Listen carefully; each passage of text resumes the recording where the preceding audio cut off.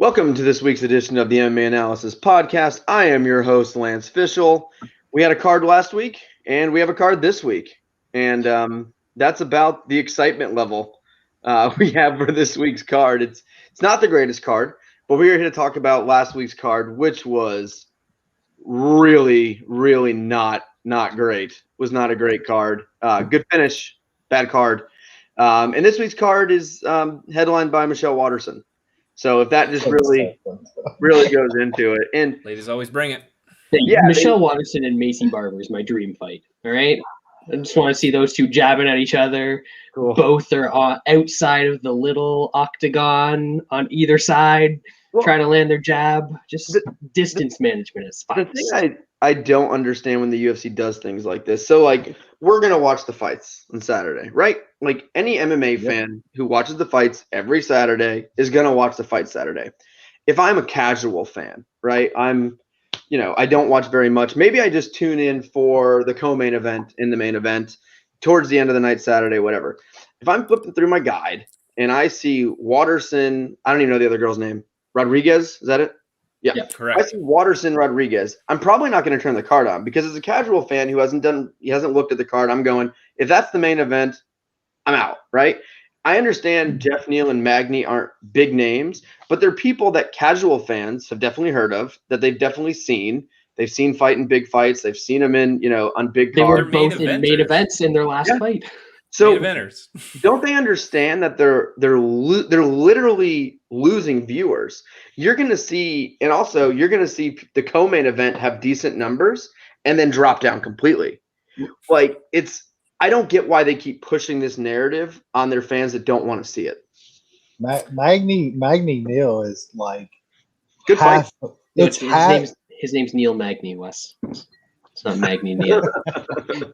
He's gonna get it. But that fight is literally like half of all like fight night main events. Like that's literally what they give you on most of those cards. They got it staring at them right in the face, and I don't know what it is with Waterson. It's like I don't know why she gets. We'll talk about it. But I think they believe she has a bigger following than she does. She has no following. Except on Instagram, looking at her pictures, not anything else. I think the UFC literally just does not give a fuck. And the cherry on top is hopefully the Canelo fight syncs up with this main event. And that's what the casuals are going to do. The casuals are going to steal the Canelo fight. That's what the casuals are going to do. That's what I'm going to do. There were so many ways. There were so many ways to go, right? Like you had the Magny Neal fight. I think is the obvious choice. Gregor CDF, way better fight. Like that's a better fight. Cowboy against anybody. Not anybody. They could have picked somebody, not Alex Morono. I didn't understand that choice. Like Cowboy's the point of his career. Like are they pushing Morono? Because I know people were raising their hand. Like if they could have got a well-named, not even a good guy, someone with a name, they could have made Cowboy versus insert name that's not Alex, someone right? That could have been the main event. The Waterson fight, there's no one's interested in that. No one cares about that fight. Also has no chance of being good because it's Michelle Waterson. Yes. So I don't know, man. I don't know. I think it would have been Diego. Cowboy would have been the main event if not that whole. Yeah. Well, I mean, like Sean said, they don't care. They're just spitting out content. They don't give a shit. That's what it is. But you know who is going to care, right? It's ESPN. Like when they see like these cards like have this big drop because of a main event, like UFC gets paid to bring viewers, right? So if they're not getting the viewers because of a bad main event, Cowboy versus Morono would do way better, viewership wise. Now Morono, whatever, but like Cowboy's Cowboy. If you're flipping by the channels and you're a casual and you see the name Cowboy on, you're probably going to turn it on. I'm excited to watch. I know he's washed or worst, as Wes likes to say, but I still want to watch Cowboy. He's gonna win this fight. I think he's gonna win this fight. And maybe that's why, right? Like maybe that's why they gave him some Moreno. But I feel like they could have found someone with a bigger name who also is not definitely great. But they probably also didn't want to pay anybody either. But and also there you go. And Cowboys taking that fight against anybody on 5 days too. Oh, yeah. It doesn't matter. He's not going to pull out. No. Probably you're going to have to pay the other guy. Look, Moreno's doing that shit for what? 15 and 15 or some dumb shit like that. Same amount as he always makes. Yep. Yeah. Lance, you made one mistake in saying that the UFC or ESPN wants the UFC to bring in viewers. ESPN wants the UFC for ESPN Plus subscribers. And it doesn't matter what they put on for the main event. Is this on ESPN Plus? I think this one's on ESPN Plus. But this one's on ESPN. But everything's simulcast on ESPN Plus. Yeah, well, this thing is ESPN, so they do care about. Well, they care about what ESPN does. They care about. I mean, based on the last couple ESPN cards, seems like they're just putting out content. Like last week. Well, I mean, I think ESPN cares what their numbers will be on their actual channel. But I think they care. Like Brad said, I think they care about. Like they make way more money on ESPN. Well, yeah, ESPN Plus but at the same subscribers time, than they do on other shit, right? Yeah, but network TV is all about advertising. Right. You get more money for advertising, the more viewers you get. So if they were getting a card that does, 2 million viewers versus 1 million viewers, it is a big difference for ESPN. Especially Saturday night with other sports that are going to be on. Like there's going to be an NBA game on. There's going to be baseball everything on. They want eyes on their sport they're showing on Saturday night. Yeah, absolutely. But I don't think it's the UFC doing it on purpose. And I don't think it's truly they don't care. They have, since the beginning, overestimated WMMA. They think people want to see this. They think you get one good, women's fight like a month if you're lucky, and then they just talk about it and talk about it and talk about it. And they literally think this is the fight that draws. And it's like the whole Maldonado fight.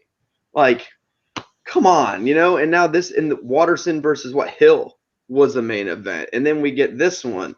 It's there's probably 5 or 6 women in the UFC that they think draw really well that they don't. Like we see the numbers, they don't draw well. Holm is a perfect example. They think she's this superstar. She's not. People remember her because she knocked out Rousey and then completely forgot about her. So I guess, is that a star? I mean, the greatest women's fighter ever that actually finishes chicks, knocks chicks out and shit. Doesn't draw. Like, no. About the best one that you could watch and enjoy. No one literally can't draw a fucking eyeball. Ask I wouldn't say a casual fan. Ask a non-MMA fan if they know who Amanda Nunes is. The answer is no. Ask a non-MMA fan if they know Ronda Rousey. The answer is yes. And there was that difference, and they think they can find the Rousey again. It's just not happening. There is no other Rousey because Nunes has proved that. She's outrageously exciting. She's by far the best ever, but no one gives a shit about watching her. And I think it's also a competition thing at this point where even for like hardcore fans, like I don't get up for Nunes fights because I know it's not going to be fun. It's going to be a quick finish and it's not competitive. She's fighting Juliana Pena next. Yeah, give me a break. No, is that for real? Yeah. That's Did they real. actually do that? Yeah. Yeah. I thought I saw a video where Bisping was on a podcast this week or last week saying that they're going to close down the featherweight division after whatever fight is coming up. Yeah. And I've got a way to save the women's featherweight division. All right. So Invicta is gone. It's not on Fight Pass anymore. So what they need to do is they need to start up their own promotion called Convicta. They go to women's prisons. They find the baddest bitch in there. Yeah. And they've got a tournament where they fight, and the winner gets to fight Amanda Nunes. That's not a bad idea. I'm interested. Sign Right? me up. That's not a bad idea. That does better ratings than the next Ultimate Fighter, I guarantee you. Double. Yeah. That'd do double, maybe triple the ratings. Could they absolutely. Could they have Dana, found give me a worse meeting, pairing? Dana. I just need 45 minutes, man. Could they have found a worse pairing of coaches for the Ultimate Fighter that hasn't been here in years? Like vanilla. Absolute vanilla. Definitely super, super boring. But we did have a card last week. We can go through it. And also, me, Wes, and Andrew are going to Louisville for a casino in Churchill Downs in 2.5 weeks. So that's exciting. Way more exciting. It's your than this fucking card. back, you pussies. It's going to be, I'm living life again. We're trying. Well, I mean, if you can. We We finally got you, Canada. Yeah, exactly. it's been a few Only years. took a pandemic. How's that? You know how's that freedom feel, Lance? Yeah. How's that freedom feel, baby? I figured once you guys running through my saw veins. India going through it again, your cases would spike because you'd be like, no, we can't let India beat us. Oh God! All right, let's go to this card last week, and I think we can go pretty quick. This card was dreadful. It was real bad. Up until the main event, like, whoa, God, was it bad? Like, it was so bad. There was nothing good on it. The card from top to bottom was horrendous. But let's start with, we'll go to the main event because that was exciting. Then we can go through the rest. Jiri knocked out Reyes. Crazy spinning back elbow. Awesome fight from start to finish. And I think Jiri is really, really good. I think 205 sucks. So no matter who he fights, he can win the belt. I don't think he's great. He has so many holes in his game. If Reyes doesn't decide when he has a guy wobbled and falling down, it's like, this seems like a good time for the guillotine. Reyes we might win that fight, if he gets on top versus going for the guillotine. And Jiri is so hittable. He's like, Glover's going to laugh at this man inside the cage. Like, Jiri's going to hit him with a spinning back fist, and Glover's going to land on his back and pop up, grab an ankle, and that's a wrap. But Jiri's exciting, but that guy has more defensive holes than I think I've ever seen from a top contender. But he's got offense, and it seems like he might have some cardio, which will take you a long way. Do we know if he has cardio? He hasn't been to a third round. Who looked more gas, Reyes or fucking Jiri on Saturday? Yeah. Holy shit! That guillotine attempt will go in like the Matt Riddle history book for Fight IQ. Oh my God, Jiri was badly hurt from that. Oh yeah. And then that flip kick hits, and I thought he was out. Props to the guy's recovery too, though. Like, I know Reyes kind of did some dumb shit, but for Jiri to stay in that fight, like he even said he was pretty much out. Twice. Yeah, he was pretty much out. That's what you have to do at that level, though, man. Yep. Like, you're gonna get now. Yeah, he gets hit, but my God, does he put a pace? His offense and his offense. The angles that he throws shit from, wild shit, is gonna fuck a lot of guys up, man. Just because they're not used to that shit. That was a great fight, though, man. I'll give props to Reyes, dude, because most guys shrivel up and die in those kind of spots. That dude said, "Fuck it, I am going out on my shield."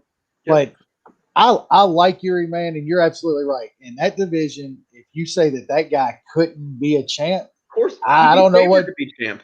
In my mind, that dude could absolutely be a champ at 205, and besides that, those are the guys I want to watch fight. That dude is fucking awesome, man. Like, you don't enjoy that. I don't know what you're watching this shit for. Well, the whole thing with him, not just his striking and his prowess and everything else. Like, he's just a fun dude. Like, look at this psychopath, right? And hats off to Reyes, man. Like, that dude, his stock went up for sure. He ate some of the most vicious shit I've ever seen. And man, like, usually when a guy he got hurt several times in that first round and early second. Most guys like cover up, they go down, they try to clinch. Reyes was like dead, taking beating, and it's just fight down and throw back. Like, that was great fight. And clipping Jiri. Yeah, I mean, that's the only way to keep that dude off you, though. Yeah. Like, if you just like cover up, he's just gonna keep pouring it on. So the fact that he was willing to answer back, the body work when he would get Dom hurt, and the split seconds where Dom would actually cover up, shell up, he was going right to the body. And then during the second round, when he started just like tossing in all those body kicks, like that looked like fucking hell. I thought for sure that Reyes was about to break, and then he almost finished him. I was on Jiri, and every time that Jiri came in after hurting Dom and Dom would back up, but he would come off the cage and throw that fucking left bomb. I was fucking going every just time. Waiting for him to get flatlined. Tom was in that fight the whole time, man. And like you said, he got one off and hurt him fucking bad. There was that. Well, there was the 1 minute span. So he drops him, wobbled him bad, and then he pulled guard, went for the guillotine. It's that up kick If Yuri's a normal human being, that up kick is out cold. And it looked like Yuri was out. Yeah, he'd have to get carried to the back. His knees and fell over him. That was bad, you man. had to stretcher him out. That finish was nasty though. Man, UFC have thrown Reyes through a fucking wood chipper because I mean he has a close fight with Jones and then he gets the title shot coming off a loss. And then Yuri, like, holy fuck, man. And that was that was a full all his weight from 6'4" up coming straight down on his head. Like that might be a career changer. I don't know how bad it gets, but fuck, that was Reyes. He's taken a lot of damage in a couple fights. Broken his nose. Like his nose is fucked now. It's gonna break every time. He's Roy. Yeah, his nose is Roy point now. Yeah. It's gonna break almost every time. Yeah, Reyes needs about the easiest possible matchup, which at 205 you could probably just go down to like number 6 or 7, and that person's probably not very good. It's crazy how 205, if you look at 205 5-6 years ago, one of the best divisions in the sport, there's all these kinds of guys. It's the worst division by far, right? Like 205 was the premier division. Mm-hmm. It aged the longest time. 8 or 9 aged out. Say even starting 10 years ago, like that was what was considered the best fighters on the planet. Shogun, Machida, Jones. Even before that, it was like Tito, Chuck, Randy, like Rampage. Like now you got like a 38-year-old Vandalay and shit. Yeah, those are just the guys in the UFC. It's not even talking about Pride's 205 division at that time, which was even better. Like it was the marquee division in the sport for so long, and now Glover's going to be champ. So which is awesome. I don't understand that Dana comes right out and says Jiri gets a title shot, and like not saying he doesn't deserve one or shouldn't fight for it next, but aren't Glover and Jan not fighting till September? Yep. So now Yuri's going to sit out till January? Nah, I don't see Jiri doing that. That guy fights. He said he wants to. He said he wants to wait. He said, I want to wait unless the UFC makes me fight. But he just took a year off, and now he's going to take 9 months off? That's not good, man. It's unfortunate. That's the reality, though. I mean, we not after that. When they announced that. Why we have to wait that long? Because of fucking Jan wants to take forever. I mean, although the alternative is that he probably fights like Rakic, and Rakic tries to lay on him, which is awful. Yeah. You can't do that fight. Yeah, I think you let him fight Johnny Walker. Yeah, you got if you make Jiri fight. Yeah, if Jiri does fight before a title shot, like you have to serve him up somebody that he can style on. Like you got something here. Don't fucking run it by letting some dude lay on him for 15 minutes. Well, I think the problem is if he's gonna fight again, it is Rakic. Yeah, there's nobody else. Like it's Rakic, maybe Ankalaev. I mean, if you're getting that's not a great fight. No. Yeah, it's tougher. But I think when you're looking at getting a title shot, though, like you can't really fight the 7th or 8th guy. Like you gotta, if Rakic doesn't have a fight next and Yuri's gonna take a fight, you can't just skip the number 3 guy and go to like the easiest matchup down the list. So it would be Rakic, which Rakic is horrible, but it's weird style matchup. We haven't seen how Yuri's gonna do that against someone that's gonna try to grapple and clinch him. Like Glover would fucking send him straight to hell. I mean, Reyes took him down and pretty easily. He stood up, but Reyes has no ground game. So I'm worried about what Smith coming off that big win last week. Huge win. That's that's actually perfect. Sign me up for that. Oh, fuck me. Oh, that'd be good. All right, we'll go through the rest of the card pretty quick. Like I said, real bad. Felipe Corrales defeated Luke Sanders 20-20 across the board. Did it again. Mook Sanders. The Mook Sanders. This one I thought was less mooky than normal. This one was just like he was done in 7 minutes. He was dead enough. He tried to get the fight stopped at the end of the second round. He was literally laying there with his hands over his head, and the ref was just like, "No, I'm gonna let this keep going." The poor bastard, man. Like, he actually didn't do anything stupid this fight. Didn't have any cardio, and like the guy looks the part. Offensively, he's great for 5 minutes, but the drop off this dude has after 5 minutes for a lower weight guy is unheard of. Like he almost like finished that fight in the first round. Like it just obliterated. Colares is very bad. Yeah, very bad. Very bad. Yeah. I'm not even sure if that's a fade plan because I'm not sure what kind of line we're going to get on him. Yeah, no, not good. Then middleweight division, Michailidis versus KB Bueller. Bueller might be the worst Canadian. That's what are you talking pound for pound number 6? Teen. Like I even had Composer reply to me when I called him one of the worst fighters on the roster, and he was like, man, like if people not seen tape of this guy, I'm like, I ain't seen tape of him, but his UFC fights, and I can tell you he's fucking horrible. But god damn, he's bad. He was really bad. He didn't fight. He was scared to fight. He was in the cage. That's about it. It wasn't like he was like, I don't know if he was completely overmatched. The guy literally was just in the cage. Like it was like he just got a really close seat. Like a light sparring session, maybe. Did he throw a punch in the first 2 rounds? A single punch? Did he throw a punch in? Like the only thing he threw was those little like pity pat kicks. Bad. He won a round on one of the judges' cards. I remember seeing. Although apparently the stats were, because stats in MMA, most useless things ever. Apparently the stats were close on that one.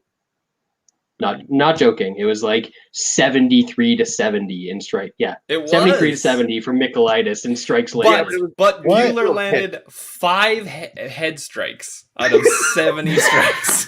That's why those numbers are. So every 3 minutes, 53 of 68 leg strikes. Dude, he threw. That had to be a record. He landed 53 leg strikes, and the guy didn't even have a bruise. That is so bad. He's not good. The judging on this card was questionable. Would be saying it nicely, but yeah, Bueller, he's gone. Women's strawweight division, Loma Lukebunmi defeated Sam Hughes 20-20 across the board. People think this girl's like good at fighting. Apparently, no. Yeah, but there's also smart people I've seen on Twitter that are like, this chick is she's gonna lose very soon with anybody with decent wrestling because she's 100 Yeah, I know pounds. that was me. Yeah. I said that. You and there's some others too. Yes, we are betting. I wouldn't say large amounts because we're not stupid, but yeah, because it's MMA. It's not even a real sport. We're not gonna fucking. I can take you on a tour of my house if you want to rent a room because I got lots of extra space in here. What are we talking about? Talking shit. Some poor guy in the chat. Says we're poorsies. Your guys doesn't oh man. Okay. Yeah. All right. Yeah. Then we had another fight. I didn't watch a second of this. Luana Carolina defeated Poliano Botella. Split decision. Nothing. It happened. Yeah, it did happen. Yeah. I think. I didn't watch it, so I can't confirm. Featherweight division. This fight was actually fun. This was a fun fight, but fun fights get ruined when judges make really bad mistakes. TJ Brown defeated Kai Kamaka, split decision, and that was bad. That was bad. That was a bad decision. That was truly horrible. When Adelaide Bird has the best scorecard out of the 3 judges, you know you're in for a fucking doozy. She makes up for it. Yeah, she made up for it later. She made up for it later. Got the names wrong. Yeah, she didn't know who she was. Yeah, that was. It was a good fight. Terrible decision. That was an awesome fight. Yeah, the worst part is for Kai Kamaka. Loses his win bonus because of a terrible decision, and then loses the fight of the night bonus because of Prochazka and Reyes in the main event. That guy got screwed. Yeah, he did. Yeah. He made me mad during the fight, so I was a little less upset. I had Kamaka inside at that. I played him at some ridiculous number inside. Drops the guy. The guy's basically dead, and he's like, now's a good time to just jump right in his guard and take a little nap on his chest. Why do you guys do that? Like, he could have finished that fight in the second round and chose not to, and then lost a robbery. Like, he also could have possibly finished the fight if he would have tried. Like, when you hurt a guy like that, what is the insistence on jumping into his guard? I'll never understand that. Fighters do that all the time. Like, I hate you. Still, very, very, very bad decision. Like, that's horrible. Real bad. Yeah, that was real bad. All right, and then we had Luana Pinheiro beat Ronda Marcos. DQ, illegal upkick. This was some grade A acting. I didn't see the hospital release form to see if she made it through the night after that. And people were acting like, oh, she's not faking it, blah, blah, blah, all this. Why did she fake it? I don't know why she faked it. Maybe she was tired. I don't know. Maybe she was gassed. Maybe because it's free money and she makes nothing. So you're literally doubling very little money. Why would you not take that?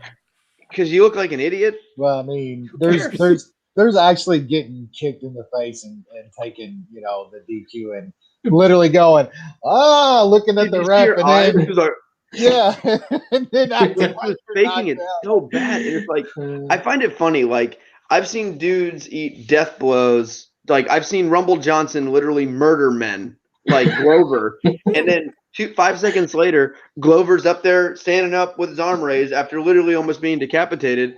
This chick gets some toes in her face, and it's like she's dead. How come big legal knockouts, the person can get up really quick and is fine, but if you have any kind of DQ shot, it's like they're dead. It's so obvious. Debilitating. They literally carried her out of the cage.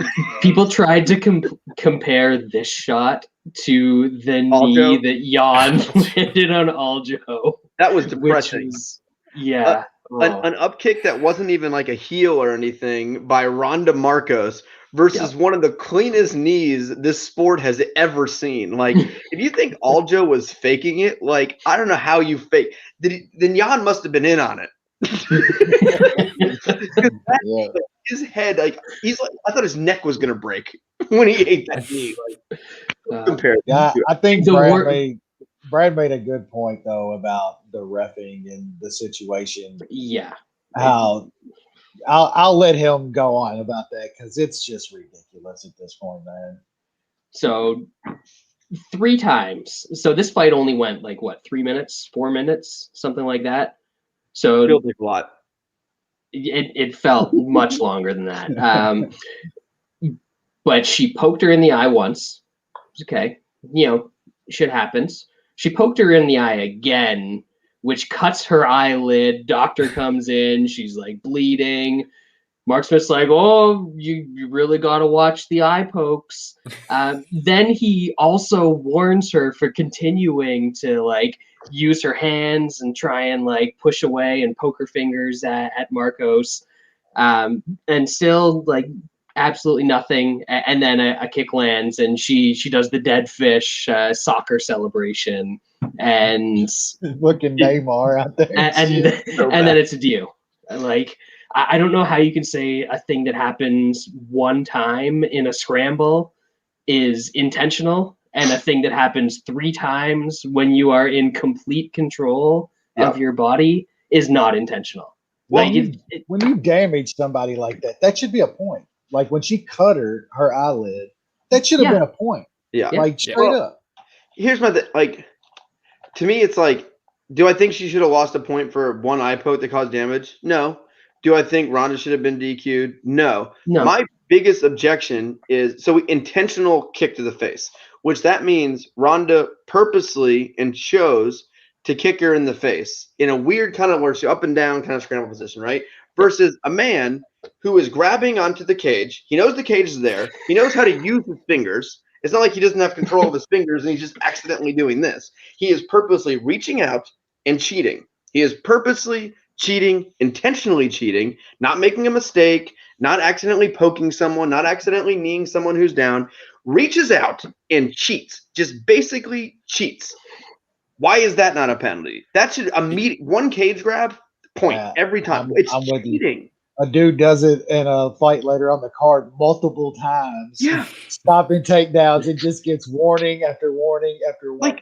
We're seeing fights where a ref is literally hitting a guy in the hand 5 times. Like one hand slap. That's not enough. You have to make contact with as a ref. If you have to make contact with a fighter to stop them from doing something, that's a point. Yeah, you should not have to physically involve yourself in the fight except to stop it. Well, we keep talking about like how do we change? There's too many eye pokes, which I agree with, and take like points. Take points. Yes, but like, to me, it's like a bigger issue than the eye pokes. It is the cage grabs. They change fights. They literally change guys' positioning. It's intentional, on purpose cheating. I don't think guys are purposely poking people in the eye. I think they have bad technique, and I think they need to change the thing. But I don't think a guy was like, all right, I'm going to poke him now. You know, like they're not doing that. You know what they are doing? Think John Jones. I'm going to grab the cage. You know, but John Jones is the GOAT. So I'm losing my position. You're a position in a fight. I'm going to grab a cage and change it. That's changing a fight, man. I think it was a fight on this card. A guy grabbed. It was like 6 times or something. It was Jacoby. Yeah, Jacoby. Like, yes, you fucking Labian should have had him on his neck like multiple times, and he was grabbing big handfuls. Like, it was bad. That was so bad. Like the cage grabs are. I don't know how you fix the eye poking. I really don't. It's a natural thing that guys do. It's going to be hard to change. The cage grabs you can change. When people start losing fights because of this stuff. True. But I think it's accidental. Like I think that is part of it. The cage grabs on purpose. If like you can fix the cage grabbing issues in 1 minute. The UFC sends out a note and goes, "You will lose a point if you grab the cage 1 time. If you grab it again, that's more points. I don't care if you lose 30-4. Like that's the new rules. No one will stop a takedown by cage grab. That is just as fight altering as anything. Like Kudalaba could have won the fight. We don't know. You know, it's a fight changing moment, just like a DQ from a knee, or a foot. Ronda Marcos wasn't purposely trying to cheat. Especially guys like him that are, you know how much gas you got. You're putting it all into that, and dudes just stop your momentum. They stop the course of the fight by one cage grab. Got to be a point, man. It's absolutely ridiculous. So anyway, we don't have to talk more about this, but the cage grabbing to me, maybe it's because I'm a wrestler. I don't know. Like I got a wrestling shirt on right now. Maybe I'm biased, but to me, cage grabs are the worst offense out of all this. Like I think it's the worst offense because you're purposely cheating. In any other sport, if you personally cheat, you get a foul call, you get a penalty, you get whatever. In MMA, you get nothing except the ref will try to touch your hand a few times and tell you to stop. Hey, here's a warning, and if you do it again, I'm not going to do anything. All right, warning. If you do it again, I'm not going to do anything. Like, what are we doing here? And also, just on the other hand, like just the consistency to ref to ref, and situation to situation, to where sometimes it's an immediate point. Other times you'll get 5 cage grabs. You just never fucking know, man. And it's not even ref to ref. It can be the same ref in the same fight. That's what I'm saying. This just different scenario. Like Mark Smith is as bad as it gets. Like that dude's an absolute fucking moron. I like my boy Chris Tyone. This is the sweetest man. He is such a sweetheart. He's like, all right, guys, can I have a clean break here? He consistently wants fighters to die in there. So at least he's consistent about it. I always thought he was a really good ref. I know he fucked up real bad like a few months ago. He fucked one up really bad. Stopped a fight or something. I always thought he was decent though. I don't know if he's good. He just seems like a sweet man.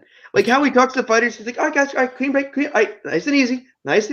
Take your time. No rush. Breathe in. All right, now out. All right, come on, breathe in. He's like, no, murder him. A guy's he's like, all right, clean break, and then a guy eats like 37 consecutive hammer fists while he's out cold. He's like, all right, now that's enough. All right, let's get through the rest of this shit card before we get on to the next one. I think we're pretty. I think we're pretty much done with this card. Marab won. It was boring.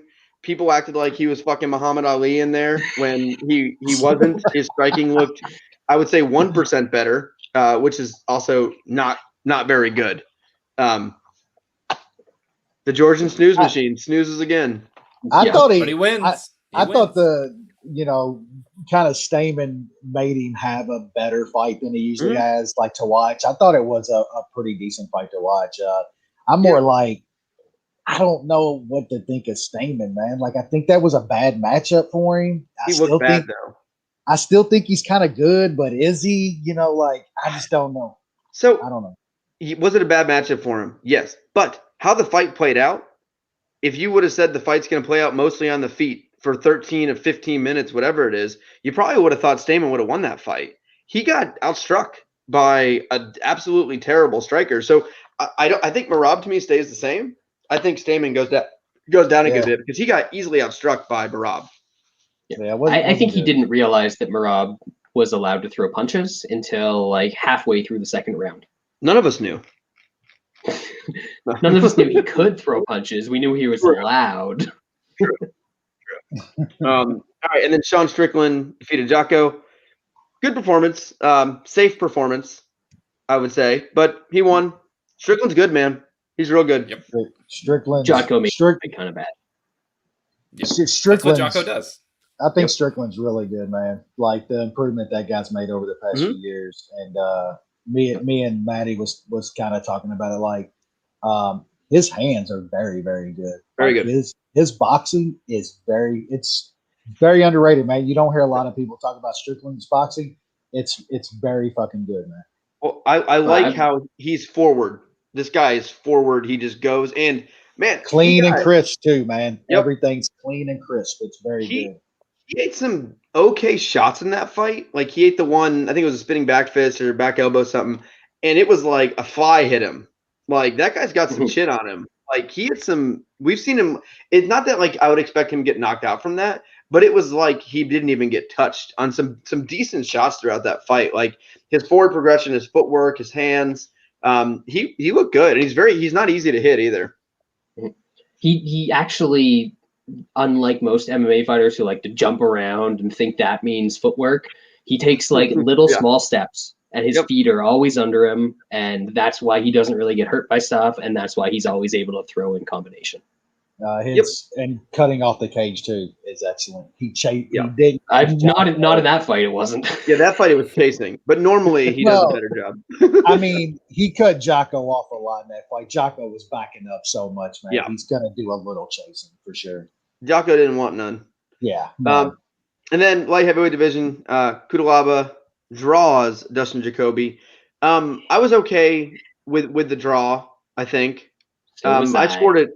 I scored it a draw. I didn't score it a draw. That fight. Cute Labia won that fucking fight, man. Like that's bad. I had him to win a parlay, so I did want him to win the fight. I thought Jacoby won the second and third. I thought the third might have been for Kudalaba if it wasn't for that last minute. I think that's where he lost the fight. I thought it was. I think the other thing for me on that one is if the first is not a 10-8. What's 10-8? Like, yeah, Kudalaba would have won the fight if one of the other judges scored a 10-8 in the first. And like, I was fine with a draw. I didn't see only one judge having a 10-8, but then maybe I should have. I rarely score 10-8s. That's a 10-8 round. Besides that, he won the third round. Like he was landing big.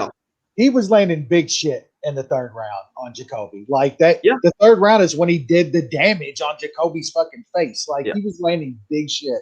The last minute fucked him. He got taken down. He got laid on. Didn't do much. Like, and besides that, that's a 10-8 fucking first. Q Lobby. He went 15 minutes, man. Like I didn't see that it going 3 rounds. I did not see him even getting close like that, and I thought he won the fight. Yeah, I was not happy with it. Laughed at me last week when I said Q Labia decision at +7 whatever. Well, it lost. So what are you bragging about? Yeah, but then I took the draw live at +1800. So the fucking Bet 365 is one of the greatest things that's ever happened to Brad. Like, oh yeah. And then we'll quickly Giga invented a liver kick. Yeah, invented a liver kick and kicked Cub. Even before that, Cub looked a little weird, even like just instantly to me. I don't know. He looked off. like almost immediately to me. But yeah, he ate the kick. He went out, and now people are going to overrate Giga. Cub was by far the best one he's ever had, and Cub is 38. Like, you gotta come on, man. Like y'all were saying that this is his hardest fight, but then It was. But then when he absolutely obliterates the guy, he gets no fucking credit. Oh, he didn't. Yeah, he cheated. Wes, he made up a strike. You're not allowed to do that. He cheated. He should be disqualified. So now Giga that was worse than Randa's up kick. Well, now Giga is up to 0 wins versus ranked fighters. So I mean, you don't have to give him credit. He beat a tough guy, a guy that he did. What the problem was like that was everybody's fucking dog of the week. Every Twitter nerd, every fucking public guy, that was their dog of the week, and that's when it loses. But besides that, Giga does have to fight some more guys, no doubt about it. But when you get your toughest cop, a name like that, fucking fraud. He calls out nothing but strikers. That fucking asshole. Well, he's smart. What do you mean he's a fraud? He's smart. He calls out guys he won't. Yeah, but now he's calling out guys he won't get. Like, Max Holloway's going to fight you. Oh yeah, I was laughing at that. Yeah, he's not getting that. I mean, give him Cater. That's a fight. I would be on Cater in that fight. I would prefer the Holloway fight just so I could see him. Like, he looks like a bird, first of all. Like, we should call it the dodo kick because he looks like an extinct bird with that schnoz he's got going on there. But I would rather see him get Max so he can get the absolute brakes beaten off him. But I say give him the winner of Burgos and Edson Barbosa. No, if you want a striker, take one of those dudes. No, I want to see how you do. Yeah, no, I want to wrestle too. I keep losing too much money to him. I want him to fight wrestlers so I can cash in. Let's see, who can he? Josh Emmett is ranked 6th in that division. I thought he retired. I thought he was dead. Yeah. Is he not dead? He got injured. I think he had like knee surgery or something like that. He's been out for like years. You should fight him. What are the rankings? Do you remember when featherweight used to have like a lot of wrestlers, and now they have like no wrestlers? Nothing. Yeah. There's no wrestlers. Josh Emmett is the only kind of wrestler. Even the wrestler. I mean, even the wrestlers turned into like wrestle boxers and shit. That's what the entire division turned into. Is Chad Mendez still retired? I was literally thinking that. I was like, every time it was someone good, I was like, well, maybe they should fight Chad Mendez. Chad Mendez was the most, in my opinion, like injuries and stuff happened, but skill-wise, he might have been one of the best skill sets I've ever seen in MMA. With his wrestling prowess, his quick hands, he's got his power at the end. Him on the gear. Mendez on the gear was fucking fun, man. Like let him take it. Like, I miss Frankie should move back up to 145. He would smash Giga. Yeah, kill him. He should. That's the fight. Even West thinks Frankie would win that fight. Frankie would beat on him. Now that's the guy that you take at plus 150, not a 39-year-old cub. Give me Frankie at plus 150 against Giga. It's time to get some fucking money done. Frankie inside I took plus 175, all right? I'm not a mark. All right. Let's move on now to this week's card. UFC on ESPN, Rodriguez versus Waterson. No, I am not kidding. Takes place in front of no people, whether that was at the Apex or in a full crowd with possible tickets. We'd still probably have the same attendance here, which is 0. So we'll kick off in the prelims in the welterweight division. We have Christina Aguilera taking on Carlston Harris. Starting out with a banger between two random fellas. Carlton Banks. What? And Christina. Christina Aguilera and Carlton Banks. It's the fight between 90s icons. You're really stretching with just changing this guy's name. Your Christina Aguilera. Your Christina Aguilera is probably about a little bit off. It's more like 2000s, right? It's got 2000s. Yeah, I was gonna say that's late 90s. Yeah, she probably started. That's more. 90s. That's more Britney, bitch. No, Genie in a Bottle. That's like Genie in a Bottle is like 97. That's classic shit right there. Is it that old? Yeah, I don't know. I thought I was in high school when it came out.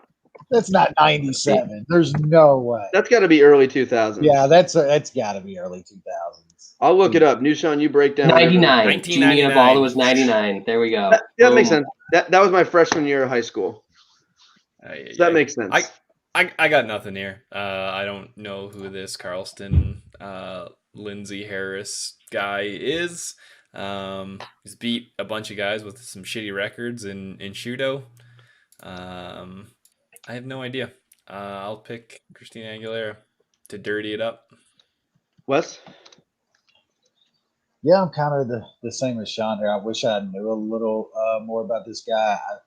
I think I've seen some of him on Shudo, but it's just like highlights of him beating up bums that he should knock out. Like, I feel like Christina Aguilera should be able to body him up and kind of win an ugly decision, but I don't know, man. I'm gonna pick him as a dog and top master and shit, but I'm not betting anything on this. Brad? Let's talk about how this man is breaking through from the slums of Guyana to the UFC, making history here. The Carlton is doing the damn thing. He's actually somehow a wrestler, which is weird because I don't think Guyanese wrestling is. Lance, you might be able to correct me on this. I don't think that's a big thing. I don't think they place in the Pan Ams, never mind the Olympics. No, I think if you wrestle when you're from there, you're automatically qualified for the Olympic team. Then you got to just fight through trials. Yeah. So, but Aguilera has one round of cardio, one round to knock you out, and then he's got nothing. So I guess I understand why this guy's a slight favorite. I'm not betting it, though. Who's favored? Aguilera? No, the other dude. The other Carlton. Interesting. I got nothing here. Aguilera's knockout of Anthony Ivy remains one of my favorite knockouts of all time. He just caught with I would say a moderate jab, and it was just lights out. and then he took Brian Barberina to the death the next fight. Like what a fun couple fights. Fun couple fights that was. I don't know. I don't know how you could confidently bet in this fight. I'll say that. I'll pick Aguilera, but I'm not betting it. All right, and next we have Jung Young Park, which Iron Turtle, correct? Isn't that his name? You betcha. Does that mean he's fucked if you get him on his back? Possibly. And he's taking on, what do you say, Teflon Don?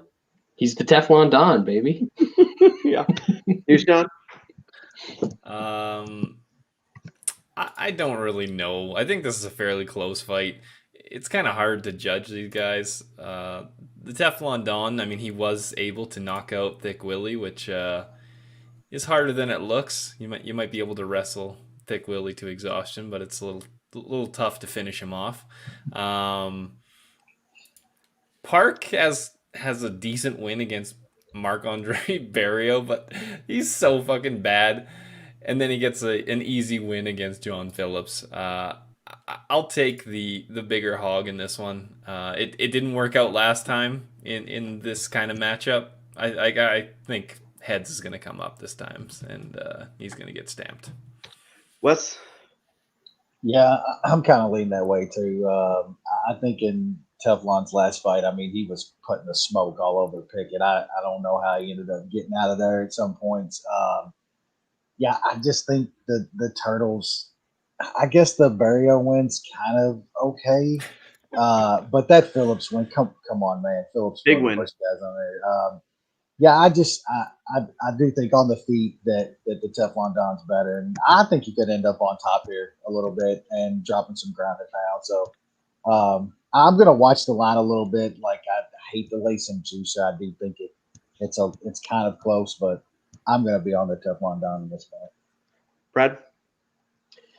Yeah, I'm on Teflon here. I've got a little bet on him. I haven't decided if I think he's going to finish him or go to decision. I was on the decision prop last time because Pickett's super tough. This guy seems pretty tough as well, so maybe he gets there, but this dude is little at middleweight compared to this Teflon Don. Are we talking about We're talking about overall. Whatever you want to talk about. Yeah. I'm just throwing it out into the universe. He's little at middleweight. There we go. Like the thickness with the yeah. I was actually glad that last fight went to decision though, because the worry you have with a dude like that is how is his cardio, and then he's against this guy that is tough, and not only did he not slow down, like he started off pretty strong. He kept a consistent pace. He was landing stuff. He got on top a little bit. He got taken down at one point in that fight, but it always sucks to back a Lloyd Irvin guy, but you know that he's protecting his butthole at all times. So that's a plus. But yeah, I've got the Teflon Don at minus 137 in this one. Yeah, I lean that way. I lean on him to be just a little bit better. The Iron Eternal is not great by any means. He's way more experienced, but I don't know if I can lay minus 140. I definitely lean that way, but I'd like the line to come down a little bit before I played it, closer to maybe a pick on minus 110, minus 115. There's just a lot of question marks there, and he hasn't impressed me outside of obviously Thick Willie. But he really hasn't impressed me in the last couple of fights I've seen of him. Like, very inexperienced, some decent skills, but not overly good. I mean, Jamie Pickett's tough, and that's about it. Like, that's really it. And then who did he fight in the Contender Series? Like a trash can or something? Some guy, yeah. Some guy they found off the street, and that guy, like, he didn't even look spectacular. He doesn't look spectacular against guys he should. I don't know what he's really good at. He's kind of okay at things, but not. He hits hard. He's decent striker, not great. He's okay. Like he's okay. I think he looks the part more than he is the part. He's a massive middleweight. He did the Jared Cannonier thing like when Jared Cannonier should have done it in his career. Yeah. I mean, he looks big. He looks strong. He looks the part, but I don't think he's overly skilled. So I'm probably not going to play this at minus 140. But if it got close to a pick, I might probably play it. All right. Flyweight division. Ryan Benoit. Zukara Adashev. This guy sucks. New Sean? Yeah, this seems like a pass to me. Both these guys seem to have some decent flaws. Ryan Benoit has decent power. Fucking terrible wrestling. I don't know how much of a wrestler this guy that he's fighting is. So if he doesn't have any wrestling, Benoit probably has a decent chance to knock him out. We saw what his chin was like against Nam.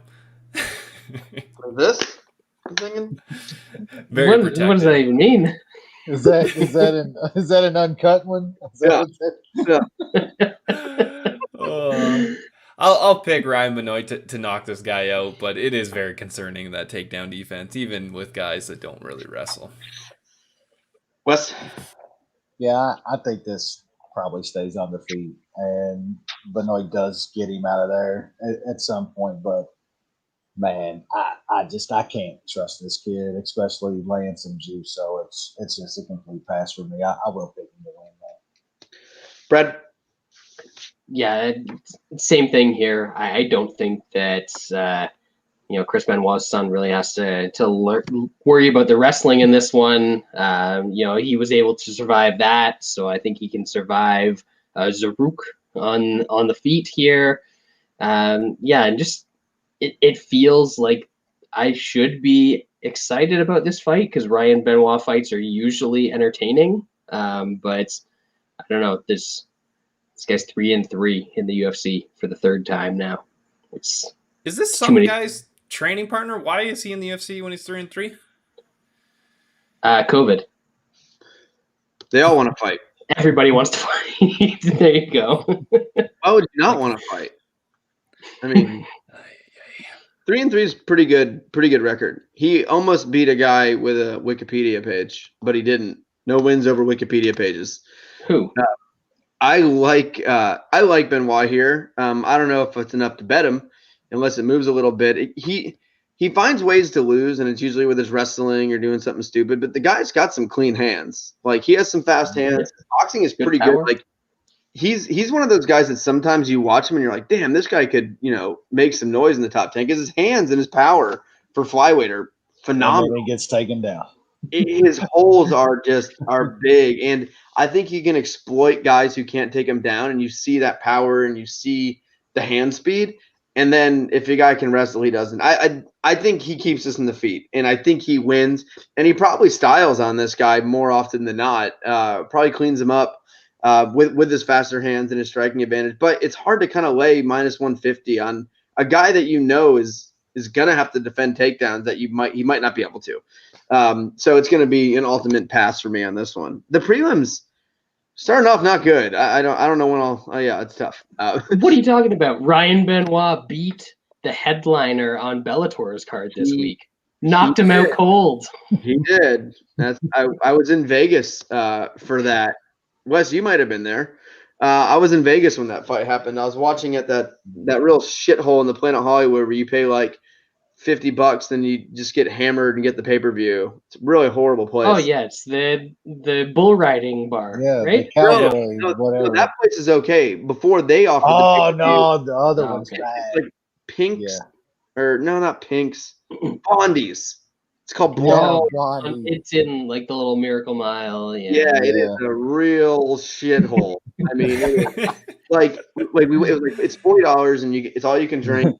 And you get to watch the pay-per-view, and we're like, well, it's actually not that bad of a deal. Whatever, let's go in there. We go in there, and I was like, all right, yeah, we got the wristbands. Like, what do you have on draft? And they're like, wristbands, Bud Light. I was like, oh, I think I'm buying beer.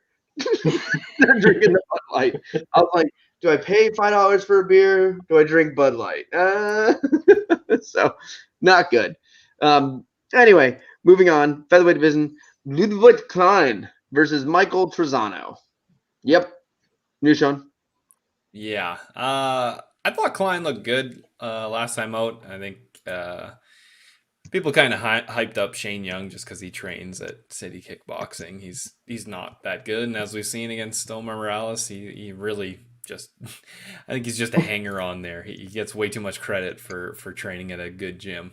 I think Klein has some pretty damn good offense. Trizano hasn't fought in like almost 2 years. Yeah, 2 years. Yeah, damn near 2 years. I know he got a little bit hyped up coming off the Ultimate Fighter and then beating Luis Pena narrowly. As we've seen, Pena's not that good. I don't think Trizano's that good. If this fight stays on the feet, I think Klein can finish him. I haven't bet Klein yet, but I'll probably put him in a small parlay. Yeah. Wes? Yeah, I don't think Trizano's very, very good either. I don't know how good Klein is. I don't know how much they put in that win last time. I didn't like how he looked getting rid of Young, but I'm with Shot. I don't think Shane Young's really good, and I think he's just one of those gym punching bags for a champ. And he gets him some fights in the big show. I do think Klein's going to have enough offense and stuff to get on Trizano here, though, and probably get him out of there. I don't know if I can lay minus 250 or whatever he is, though, at this point, but he's going to be my pick. I might DJ and put him in a parlay, but nothing big enough. Brad? I also don't think Trizano is that good, but I also don't think that Klein is very good. He's got a couple of – when he wins flashy, which always tends to make people overrate guys. But when he loses – I remember watching a Cage Warriors fight a couple of years ago where this dude got taken down and choked out by some dude I've never heard of ever. So that's not good. I don't think that's going to happen here because that's not Trizano's game. But at the same time, Trizano's never really been worried about guys striking. It's always when guys grapple him that he seems to struggle.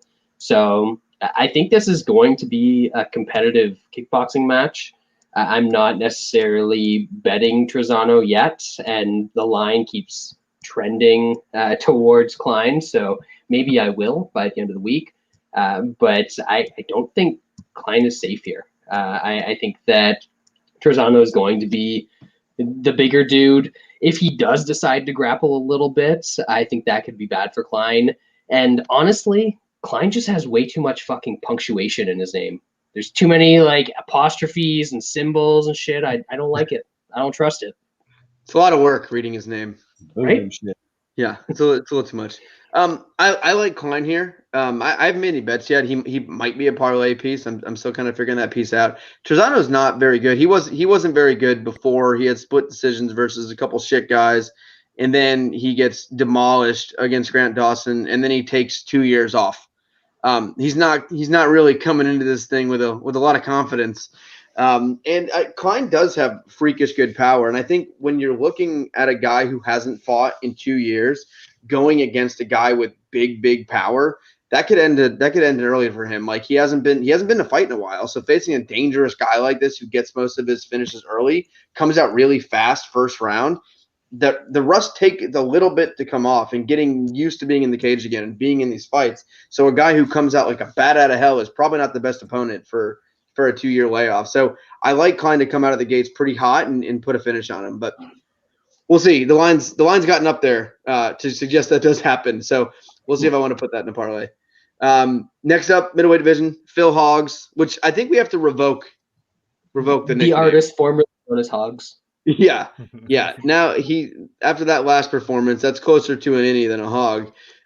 So Phil Hawes takes on one half of the Daukaus brothers, Kyle Daukaus. Nushan? I would think that all of us on this podcast would agree we probably got away with one last time, betting old Phil Hawes. A little bit. Just a bit. Yeah. Confident. Luckily, we were able to get that one by, and now we can jump off the train. He will probably be scary for the first couple minutes. I think that's going to be the case against pretty much anybody he fights. If the Daukaus brother can survive the first couple minutes, I think he should be in pretty good shape. He seems like he has pretty good takedown defense. So I don't know if those gassed out fucking terrible takedowns that worked last time for Hawes are going to work on the Daukaus, but I think Daukaus can edge him out on the feet, get him tired, and might even get a late finish. I'm probably going to play him straight for a couple units. Wes? Yeah, man. I was pumping up though. We all were. Fucking Hogs last time, man. I think he was pumping up the hog too, and that's why we got tricked a little bit. He had the pump, bro. Fucking going old Hardy with the inhaler. He had that pump implanted. Yeah, dude, like you're gonna worry early here, of course, man. Like would I be shocked if Hawes caught something early? Absolutely not. But look, man, we saw last time what Hawes is like. I don't think there's any getting around that. That guy's he was on a hell of a run. He was getting guys out there and shit in the first fight to where he gets put in deep, man, and it was bad. Like we absolutely got away with one, and that was a pretty big bet for me. I'm off the train, man, and it's usually hard to get me off somebody's train. Like I'll go down burning with a ship, losing bet after bet on somebody. I ain't doing it here, man. He's just he ain't got the tank, man, and I think Daukaus gets out of that early stage where you're going to be worried, and he's going to take over this fight. Absolutely. So on a card that's hard to find bets, this is probably one of my favorites. I'd bet Josh Koscheck tomorrow versus anyone. I don't jump off the ship. I stay in the ship forever. Koscheck still got that skill set to make a comeback. So as long as he's motivated, bro. Brad, what do you got here? This one, man, the Hogs, he fought his last battle for us in that last fight, and as the guys have said, we snuck out with that one. I actually was deluded and thought going into that fight, maybe he's actually learned to pace himself a little bit better, and no, he's just one of those guys that no matter what he does, he is never going to have the cardio to fight at this level. And we've seen it earlier in his career. He goes into a fight, maybe he'll win the first round, but then not only does he have terrible cardio, he's a little bit chinny. That boring Russian hit him with some shots that were not big shots in that fight, and he was stumbling all over the place. So, man, I think that the same thing happens here. I think that, there is no more resilient family in American politics than the Daukaus family. I mean, these guys had a distant cousin pass, just had the distant, Olivia, that's on, right. Man. Yeah, exactly. This dude is not going to get put down easy, and he's going to bounce back, just like his father did to win the 1989 election or the 93 election or whichever one he won. I know he won an election at some point. But Hawes is probably going to win the first round in this fight. If he doesn't, I mean, that's awful for him. But regardless, I think he gets tired. He gets hit with stuff that he doesn't like in the second. Even though Daukaus isn't a great striker, he probably takes a bad shot at some point, and he gets darsed. Because that is the Daukaus special move. He's got 17 Darce wins in his 10 career victories. And I think he's going to add another one here. So I've got some round two. I've got some Daukaus inside. I got some Daukaus money line at -125. There's a lot of Daukaus going on here.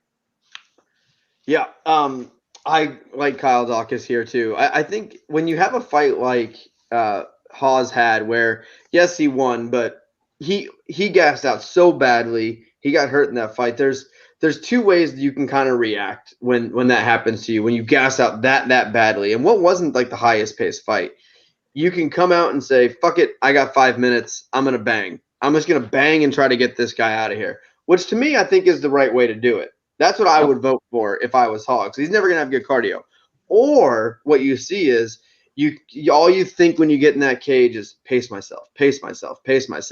When you do that, you're going to throw a lot less. You're not going to be what got you there and what made you a good fighter goes away. The aggressiveness, the winning the first round, the coming out fast, trying to get a finish, that goes away when you're trying to pace yourself. And you're still going to gas out in the second round. So at least when you go berserker in the first round, knowing what your gas tank is, you could possibly get a finish and win the fight. If you go passive, you're going to lose the first round, and then you're still going to gas 7 minutes in. Pacing yourself or not pacing yourself, you're still going to gas out. It is a fight. He's going to bring it. And Kyle Daukaus isn't the guy that's going to let you relax. He's not going to let you just stand in space, stand at range, strike, have a little kickboxing fight. He's going to push him against the cage. He's going to clinch him. He's going to dirty box. He's going to try to get this fight to the ground. And Daukaus is excellent on the ground. I think once he gets it there with a gassed out Hawes, I see a finish coming in this one. I think at -125. Not a bad line for the straight line. Hawes did tough it out last fight. Didn't get finished in that one despite being basically dead man walking. And maybe he could survive. I don't know. So I don't know if I'm going to play inside as well, but I definitely like Daukaus at that -125. So that is the consensus bet of the week. So it is surely going to lose. All right, let's move on. 10 seconds. If you want to bet Hawes or the artist formerly known as Hawes, round one +550 should be the only thing you're looking at. Yep. The only thing. So we'll go quick on this one because what the fuck? Heavyweight division, Ben Rothwell, Philippe Lins. New Sean, what are we doing here? I don't know. Horrible heavyweights. They're not even really fun heavyweights. When boring. It gets sloppy, it's just boring. It's terrible. Lins is probably kicking himself for ever leaving PFL and stop getting those fucking huge checks for beating up shitty guys over there. I'll take Rothwell. I really could give a fuck about this fight. It's probably going to be boring. You know it's bad when a heavyweight fight to go the distance is -155. You almost have to take inside just because it's that big of a number the other way. No, you can't, because this fight's gonna be 15 minutes of fucking nothing, sloppy fucking just nothingness. Lynn's got not even like the weird eye poke knockout that Tanner Boser had over that other dude, but Lynn's got actually knocked out by Tanner Boser. Bad too. Yeah, I mean, but is Rothwell gonna throw a punch to hit him? I don't know, man. Maybe not. I got no idea on this fight. I think it's 15 minutes of just absolute fucking horrible shit. But hopefully we get an early finish and we can move on. I'll pick Rothwell since Brad thinks that Rothwell's going to knock him out. Brad. Rothwell could knock him out. I wouldn't say I think he's going to knock him out, but Lynn's is. Yeah, he's got that like weird. What was that? The go-go choke. The front choke. Yeah.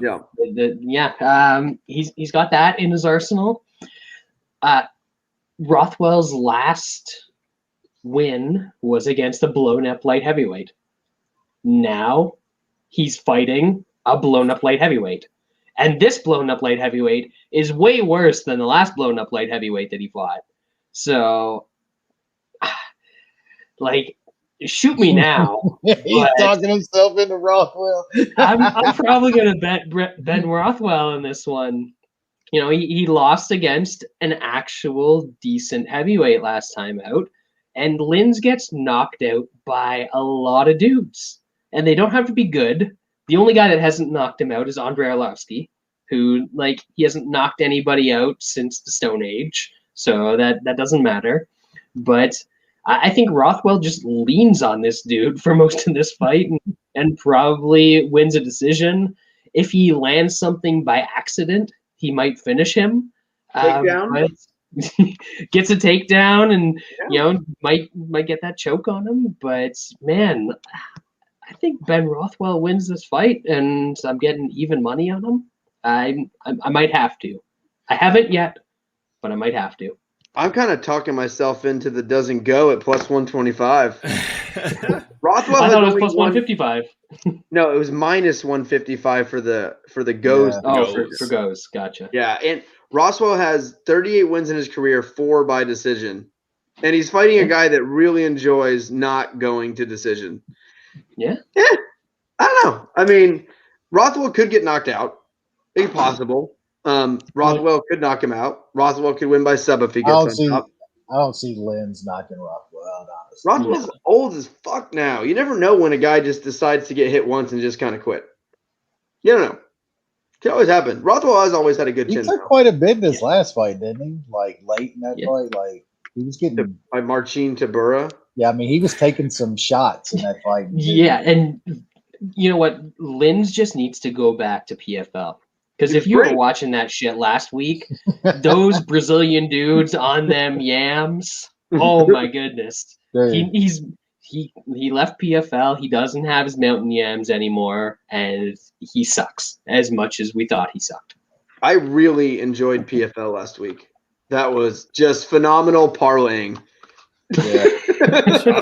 I mean, if you just parlay every favorite on Bellator and PFL, you're rich.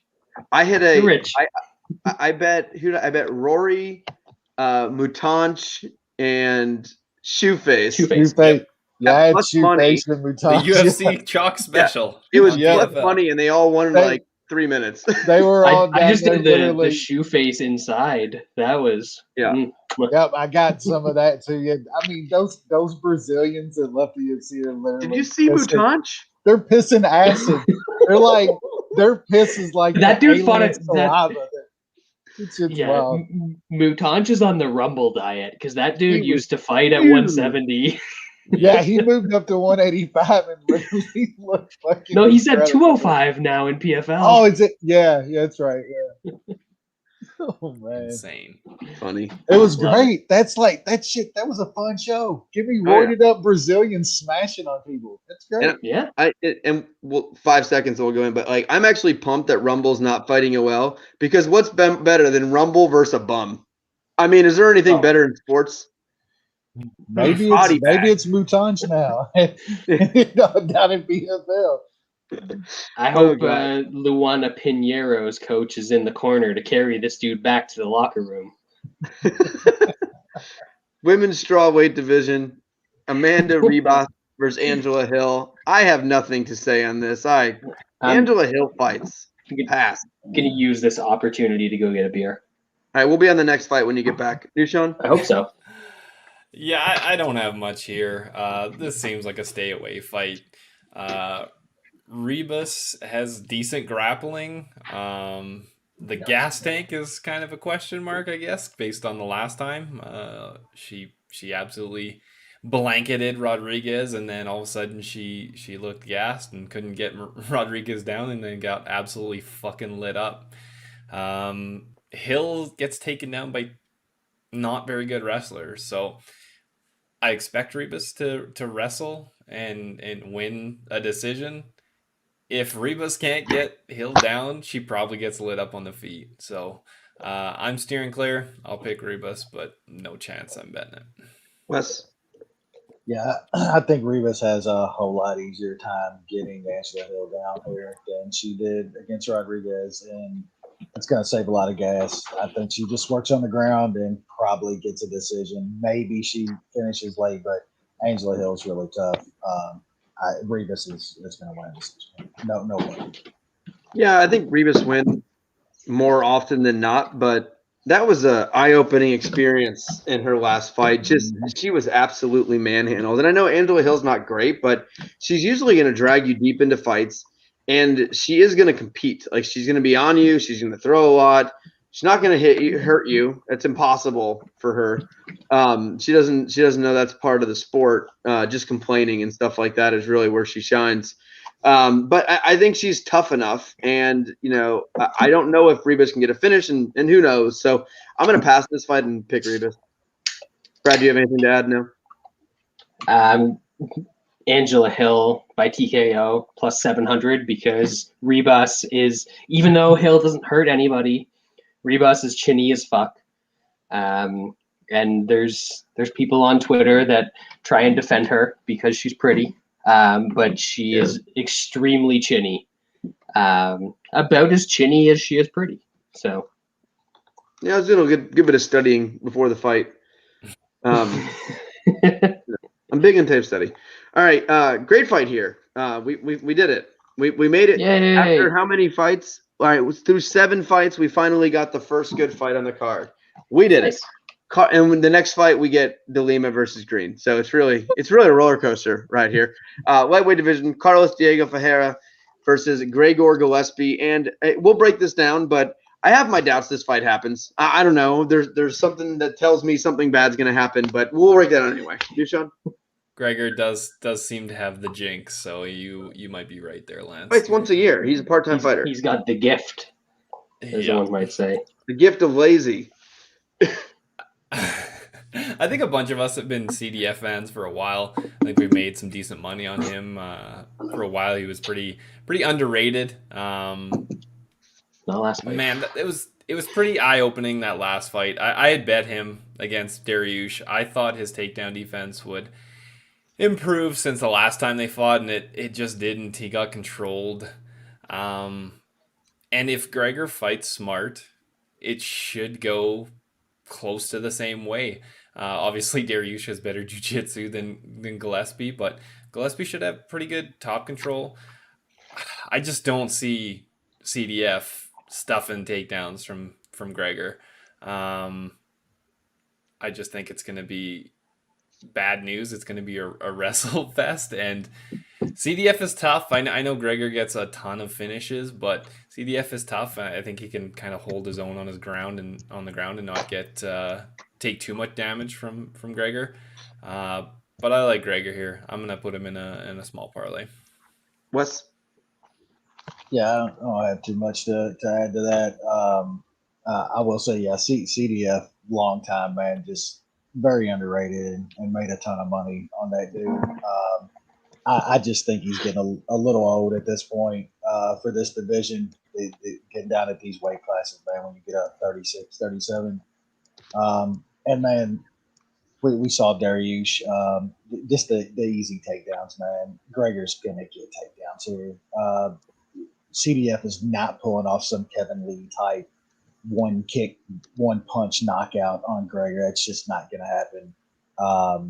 I like that Gregor got the time off. That's always good for me when guys take those kind of knockouts. So I think he's fresh here, and he's gonna wrestle all over CDF, and he's a parlay piece for me. Brett? Yeah, I mean, Gregor went fishing. He revived his soul. You know, it's good for you. And now he's back, and they basically gave him the blueprint of how to beat the guy that he's facing in the fight that dude just had. Dariush took CDF down a lot. He was able to control him from top position. He got clipped in that fight, but Dariush is much more of a wild man these days than Gregor is. So I think Gregor's going to be smarter on the feet. He's probably not going to get clipped. That's the only like potential worry that I have in this spot, but it's not really a worry to me. I don't think that Gregor's going to be able to just like dominate him and smash him with position like he's been able to do against most of the guys in his UFC career. So I think Gregor kind of cruises to a decision in this one. So I've got him. And, you know, we've mentioned Rumble a couple times. He's facing some guy. I've never heard of the guy. I haven't even looked him up. But Gregor and Rumble is minus 108, and I played that for a little bit. Yeah, I like Gregor here. There's a little scary things here, which I think are into the line at only minus 175. If you look straight skill sets, I think you're looking probably more minus 300. But CDF does have a great ground game, great jiu-jitsu. I think there could be some possible scary moments. I don't know. I just kind of picture Gregor doing something stupid by chance. I think I'm not worried about a knockout. I'd be worried about him getting submitted. Maybe some kind of takedown, gets his head stuck, guillotine, that kind of thing is what I would most worry about versus some kind of, crazy knockout or anything like that. I think, Gregor got knocked out and he's a wrestler. I think he's going to wrestle even more. And I don't think he was one of those wrestlers who fell in love with his striking. I just feel like he got caught early in a fight with Kevin Lee in a perfect head kick, and it happened. I think more often than not, Gregor beats Kevin Lee. I think that was more of the, a 10 to 20% chance of happening, and it happened. Shit happens in MMA. I think in this fight, he's going to be smart. He's going to take him down. I hope he doesn't just sit in guard too much. I'd rather him sit in half guard just to, make me feel a little bit better. But I do think Gregor gets on top, beats him up. Wouldn't be completely shocked if he gets a late finish in this one. He puts pressure on guys. He does not give guys a second to rest. CDF doesn't have the best gas tank I've ever seen, and Gregor's ground and pound is pretty underrated. He's vicious on top. He's not a guy who's going to lay on you and John Fitch you. Like, he's going to throw and he's going to try to get you out of there, and I think Gregor's just the better guy at this point. And I think at minus 175 or so, I think it's definitely worthy of a parlay piece. All right, and then we go to the best fight on the card: Marcos Rogeria de Lima versus the crochet boss Maurice Greene. News, Sean? Maurice Greene is fucking horrible. What? He crochets. He's a well-rounded man. He is. Absolutely pure fade on de Lima. De Lima has won 13 of his 17 fights in the first round. Pretty much, if you can withstand the first round from de Lima, you're going to be okay, because he doesn't really want to fight anymore. Seems like a lot of work when you can just, either finish the guy right away or just, give up and then fight again. Make some more money. No sense in getting too hurt. No sense in getting too gassed. Let's just get it over with. The first round is going to be sketchy. Maurice Greene can be hit, and de Lima probably will hit him, but hopefully Greene survives, and then de Lima does what he does best, and that's quit when he can't finish a guy. So I took Greene inside at plus 300. I got a unit on that. Big quitter. Top of the line quitter. Wes? Yeah, I mean, you talk about a well-rounded man. I mean, still seeing Maurice Greene on The Ultimate Fighter, literally smoking Virginia Slims and crocheting and then going in there and knocking guys out. Just some of the best shit they've done on baby. some of the best shit they've done on Tough in a while. Yeah, I mean, Sean hit everything here. If you like De Lima, you're thinking he gets Greene out of there, because if he doesn't, we know what De Lima does. So I like Greene here, man. I've probably lost more money on Greene at this point, but I think I've bet him almost every time. You always get a big line, so I do like the inside the distance. It's still around plus 300 on Bet Online, and I'll probably take a little bit straight too. But him and inside the distance, I'll get a little bit of that. Brad? So Maurice Greene is so bad that Lance and I, one of the 4 losses in the history of Munich, 7-18-4 at this point, I believe, is the record. Johnny was John Volante. So I was on Maurice there. It was one of the ones I hit. Yeah, and your Ever. asshole lost about 10 it was years. done. Oh, he was done. That fight was over. That was like Sean and him betting fucking who is it over him all the time? Like the dude's got it till he doesn't, you know. Yeah. Yeah. So that's what we're talking about with Maurice Greene. That said, he's gonna win this fight. Like maybe De Lima. Like I don't know what's going on in this card, man. Like his name is Lima. That's a type of bean. He gets real gassy. There's a bunch of guys that follow that trend in this card. I'm not sure if it's like contagious or what's happening. COVID-20. But exactly. He's got a chance to win. De Lima's got a chance to win this fight in the first round. If he doesn't, he is screwed. He might gas and quit in the first round. He'll probably gas and quit in the second round. And there is a very small possibility that he will gas and somehow survive the second round and make it to the third round before he quits. But at some point in this fight, whether it's standing, whether he's on top, whether he gets taken down, he is going to quit. That is what this dude has done his entire career. And, man, we're getting plus 300 on this guy quitting. Plus 1,100 on Greene in round 2 because Bet 365 is a gift. And plus 2,500 on round 3. Like I had to take little sprinkles on all of those, but the big one is Maurice Greene inside the distance plus 300.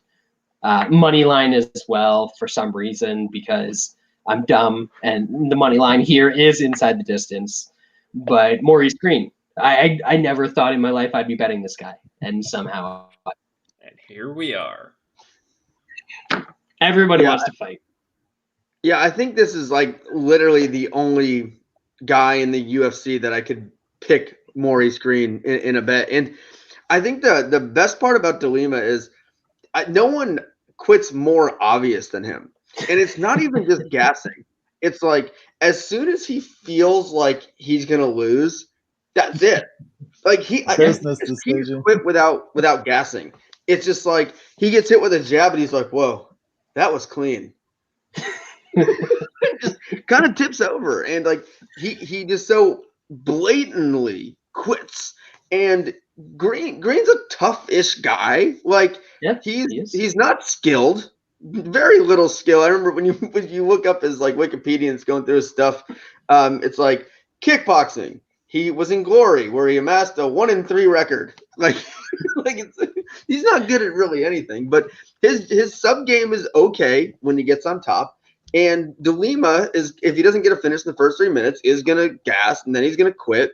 So the second Maurice Greene gets a takedown, it's over. He will take him down. Like Lima always gets taken down where it's like, shoots a takedown. It's almost like he rolls to his stomach on takedowns where it's like guy shoots a regular double leg, and instead of like going to your back, he immediately goes to his stomach so he can give up his back sooner. So it's just a quicker route. He's just got a great wrestling background, Lance. He doesn't want to give up those exposed shoulder points. Yeah, I would be so bad at that part. I don't think I could change myself. Like, but he immediately goes to his back, and then he tries to get choked out, and that's what he does. And plus 300 on Greene inside the distance it's a must play. I don't know how you don't play this line. So that is Munich. So another Munich winner coming. All right, and then we go welterweight division. Neal Magny taking on Geoff Neal. Nishan? Neal Magny has done really well in his UFC career when he comes forward, when he can put a pace on fighters and use his jab. He struggles when guys do the opposite and are able to pressure him. Usually that involves wrestling. In this case, obviously Geoff Neal's not going to be looking to wrestle Neal Magny, but I do believe he will be coming forward in this fight. A lot like when Neal Magny fought Ponzinibbio. Geoff Neal is very good. He's got big power in his hands. I know that fight against Stephen Thompson was pretty disappointing for him, but I think that's just a bad stylistic matchup. Thompson is a tough code to crack for a lot of guys.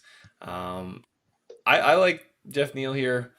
Magny does tend to overcome and fight better than he should in a lot of situations. We might get Magny on Saturday. It is a decent possibility, but I still think Geoff Neal is very, very good, has big power, and he is going to be able to take out Neal Magny. Wes? Yeah, I don't have too much to add. Sean's right about the Thompson fight. I mean, that was just a bad matchup for Geoff Neal, and Stephen Thompson's going to do that. Coming off almost dying. Yeah. That on that night you could see. I mean, Stephen Thompson would have beat a lot of guys that night. He was just on, man. That was a great performance by him. Magny's not that guy, and I don't see Magny bodying up Geoff. I just don't think it's going to last like that. Geoff Neal's going to throw some smoke, and I think Magny's going to get out of there, man. I like Neal in this fight. I think he smokes Magny myself. Will I get Magny? Maybe. I think people that are fans of that Magny, though, like a little more than plus 160, 165 usually against a guy like Geoff Neal. So I think the Neal price is kind of low, and it's going down. There is people thinking that Magny's going to happen. I don't think so. I think Geoff Neal smokes him, and he's a parlay piece for him. Brad? Yeah, I'm not sure I've ever bet. Oh, sorry, I lied. I have bet Neal Magny as a favorite once. I bet him against Tony Martin, the funny man. That's the only time. Kind of sketchy. But he won. He Magnied him. He got it done. But there are two ways that you beat Neal Magny. One is you grapple the shit out of him. And I think we were on Chiesa in his last fight. And Chiesa grappled the shit out of him. Dos Anjos grappled the shit out of him. Demian Maia grappled the shit out of him.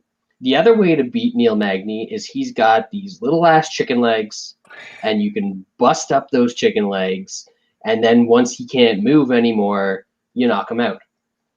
Larkin did that. Ponzinibbio did that. Can Geoff Neal do that? Geoff Neal doesn't throw leg kicks. Geoff Neal has never thrown leg kicks. Geoff Neal is going to watch Magny dance around him. Magny's going to throw jabs from 17 feet away like Dulcim, and then he's going to close the distance. I don't even know if he's going to get Geoff Neal down. He's not a great wrestler. Neal's got good takedown defense, but I do know that Neal Magny can hold Geoff Neal in the clinch and throw knees to his thighs and knees to his gut and, shoulder strikes and all sorts of bullshit to stall this fight out and really make it a true Magny Medov performance. But man, I think Neal Magny gets it done. I'm on an island here. But this is a true Magny Medov performance. He doesn't have any chance of finishing this fight. But I think he could certainly win a very boring decision just by being super long, closing the distance, getting into the clinch, doing work in there, maybe getting a takedown or two, not really holding Neal down, Jeff Neal, that is. But Magny Medov, baby. I might be screaming it from my living room. Yeah, I don't agree with Brad. I think, that last fight, I think it was Wonder Boy being Wonder Boy. And I don't know if it's like the best he's ever looked, but he just confuses some guys. I think it's just a bit confusing. And I don't see Neal being the guy that's just backing up and letting Magny push him against the cage. And I think Neal he's a physical fighter. He's a strong fighter. I don't think he's going to have trouble reversing position on Magny against the cage. And if this was 5 rounds, I could understand your play a little bit more, where Magny does would understand it less. Magny seems like a guy that has 5-round cardio, but he does not. He always sucks in the 4th and 5th rounds. We've been over this. We were over it in the Chiesa fight. It was part of the reason we were on Chiesa. But no, when he's in a 5-round fight, he's facing someone really, really good. That's why he's also losing those fights. And I just think I think Neal is going to be able to keep him off the cage. I think he's going to be able to, punch his way into this fight. And I think he is going to be aggressive with his punches. I don't think he needs to land leg kicks. Magny is also hittable. You can hit Neal Magny if he's not clinching you against the cage. And I think Neal is recovered. I don't think he should have taken that fight against Wonder Boy. I don't think he was ready for that fight physically. And I think he is here. And I think he's gonna put on a show here. I think he's gonna beat the shit out of Neal Magny. I don't know if he'll get a finish, but he is gonna land and land and land. And he's too strong for Magny to do what Magny does against the cage. And I don't see that happening. And I think the line is very playable. And I like Jeff Neal here. I think in 3 rounds, I think he can definitely get a couple rounds or get a knockout here. So I do like Jeff Neal. And then we'll move on to the final fight of the card for everyone. Welterweight division, Donald Cowboy Cerrone versus Alex Morono. To me, this fight screams pass and live bet if you can. I know Lance is going to hate me for saying that. Always talks shit when I say it's a good live betting opportunity, but I do think it is. I think Alex Morono is going to win the first round. Cerrone's a slow starter. He got the shit beaten out of him by Nico Price in the first round. Morono doesn't have that good of offense, but I mean, as we saw in the Anthony Pettis fight, he can put a pace on guys and do all right early. The question is, how washed is Cowboy Cerrone? Because he did not look good against Nico Price. Like I said, there's different offense between Nico Price and Alex Morono, but it's still very concerning how hittable he was in that fight. I'll pick Cowboy to win after losing the first round. Hopefully I get a nice plus number, and then I'll take it. I won't trust him pre-fight at the juice number that it's at right now. Wes? Yeah, I like Cowboy here, and like Morono is no Nico Price. Like he is not good, man. Yeah, Cowboy's getting old, and he's probably on the other side of washed, before. But man, Morono's also taking this fight on like 5 days notice. The dude's he's built like a marshmallow man. Like, come on, dude. I think Cerrone, I won't want to say he looks great here or anything. He's still old and getting about done. But I mean, if there was ever a guy they could have brought in for him to have a really good chance of getting a win here, it's this dude. So I got some -130 on Cowboy yesterday. It's getting to the part now to where I'd be a whole lot more iffy of playing it. I probably wouldn't be laying -200 on Cowboy here, which is it's getting there fairly quickly. So definitely a pick for me, and I think he wins here. I don't want to say easily, but man, it's about the best guy they could have lined up for him in this situation. Brad? Yeah, I agree with everybody else on a week's notice or whatever it was. So before we get into the fight breakdown here, for everyone that wants to feel sorry for Diego Sanchez because he's involved with some cult leader or whatever this dude is. I don't know who Josh Fabia is. I've never read anything about him or listened to anything he said because I'm not an idiot. But Diego Sanchez has been an absolute psycho for more than a decade. This is the dude that was out here doing cartwheels before he got smashed by was with Diego. Tony Robbins and shit. Yeah, the cross.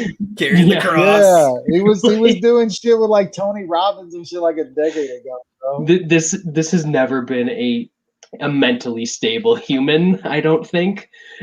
So I don't feel sorry for him about the Fabia situation. Josh Fabia didn't make him go crazy. Diego has always been crazy. That's who he is. Let's get that out of the way. It just makes it more visible. Yeah, Fabia is just much more of an asshole than Diego is. That's the difference between the two.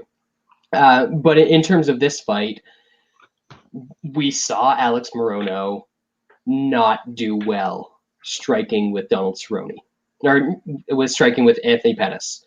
We saw Donald Cerrone be competitive striking with Pettis. He lost that fight, but he was much more competitive than Alex Morono was in the striking.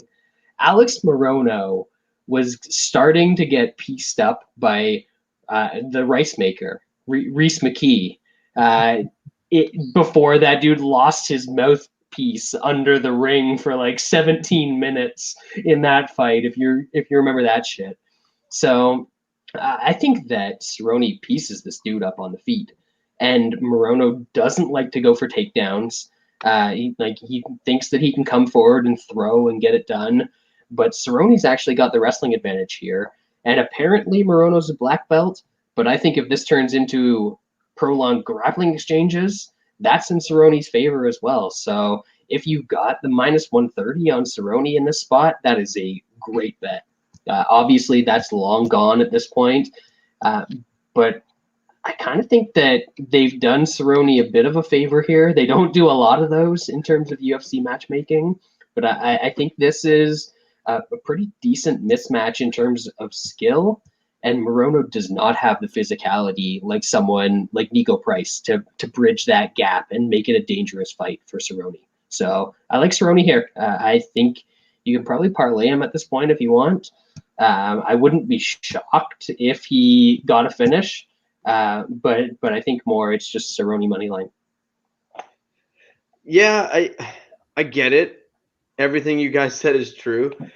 Cowboy also hasn't won a fight in so long, and he is old as shit. He's been through more wars than anyone.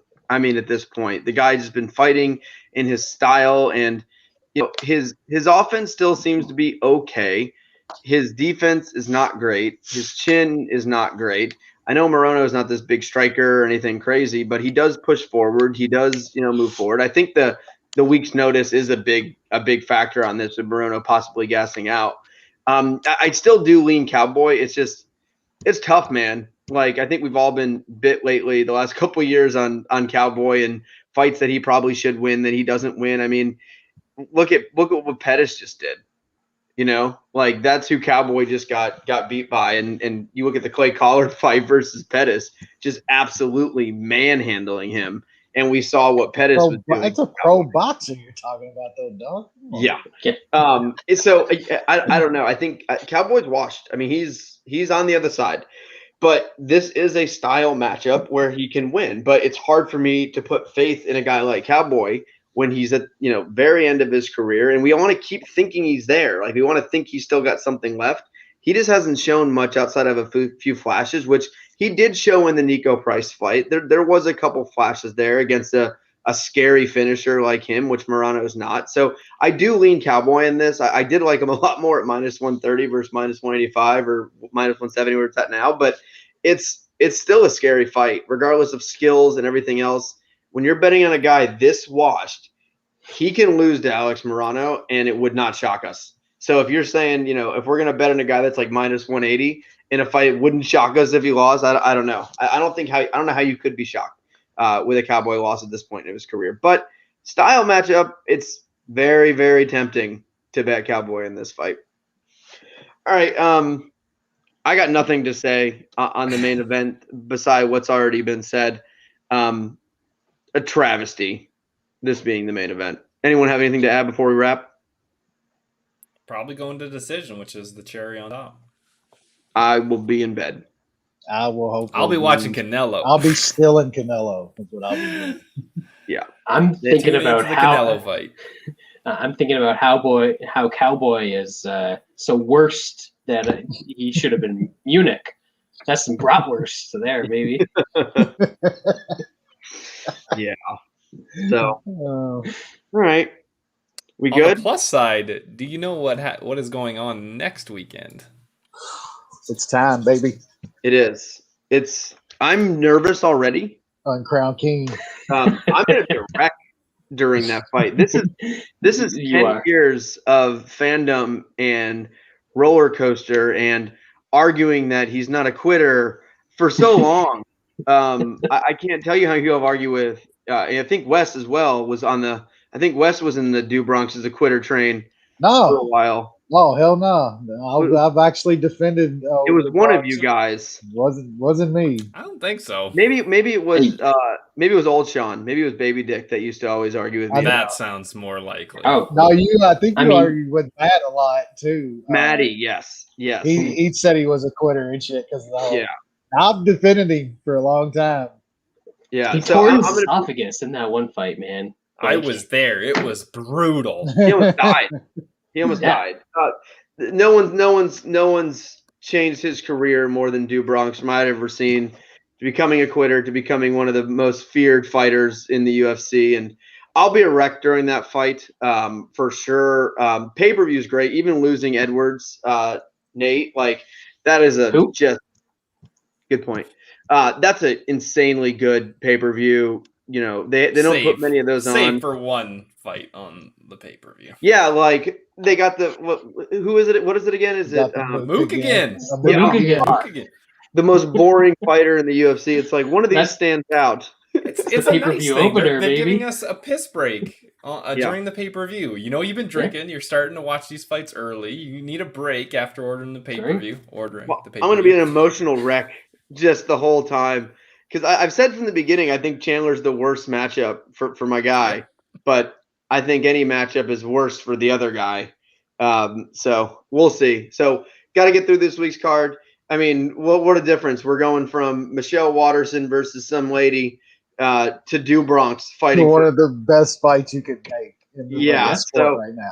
it's gonna be phenomenal. Next Saturday, week from Saturday, is gonna be hopefully one of the greatest days in UFC history. And then we're gonna get Glover winning the belt. And then we're going to get the Black Beast becoming the heavyweight champion of the world. All right, cut him off. He lost us with that last one. Brad's with me. It's the year of the anal cyst. Yeah. That's for sure. Oh, my goodness. Imagine me as a fan if Glover, Do Bronx, and the Black Beast are champions. And you're annoying enough as it is. Never mind putting those three guys with the belts. Let's get two of those and have everybody be happy. How about that? Yeah, that works for me. I mean, I think I would take Black Beast over Glover. Fuck. Man, kick him off. Cut him. Fuck cut his you. Shit. Brad, get your boy. Imagine if the Black Beast became the heavyweight champion of the world. You're out of the again in like 5 years because that's how shitty heavyweights is. Glover's time is now. What would Wes and Nushan do if the Black Beast beat Ngannou for the heavyweight champion? That would be the end of them. Wes would be done. He'd never watch the sport again. I've been fucked by heavyweight MMA a lot, so it would be par for the course. Nothing would shock me in heavyweight MMA. Hey, he's 1-0. He's 1-0 versus them. We didn't break them down this week because we never break them down. But honestly, the Bellator and PFL cards are probably on par with this week's UFC card. Oh yeah, if you combine them, it's probably a better card. There's gonna be some fun fucking card stopping going on. It's gonna be Rumble. Good. I love Archuleta this weekend. He's only like -165 versus Shitty Pettis. That's not too bad. I'm probably going to bet Derek Anderson against Michael Page. I am. I'm taking a little of that for sure. 2-1. Absolutely. Is everyone on earth going to take the Archuleta Rumble Johnson parlay at like -110? Hell yeah! No, man, I told you, I'm doing Gregor and Rumble at -108. It's even better. You got Patricky. I mean, it's not too bad. And then we got Bellator's all right. The PFL card, real bad. Larkin is fighting Carvalho. Yeah, PFL's not good, but I just wanted to point it out because the UFC has Maurice Greene and Rogerio de Lima on their main card, and PFL has Fabricio Verdum. But outside of Verdum, I don't think I know any of the humans on that card. The PFL card, the first two PFL cards were fun. This card is a disaster. Come on, Lance, you don't know who Cindy Dandois is? Dude, we have to watch that's the battle axe, baby. Dude, we have to watch 4 women's fights at 155 to get to Fabricio Verdum. Larissa Pacheco? That's a UFC vet right there. OnlyFans star Cindy Dandois. It's a big card. She's a trailblazer in the OnlyFans women's MMA community.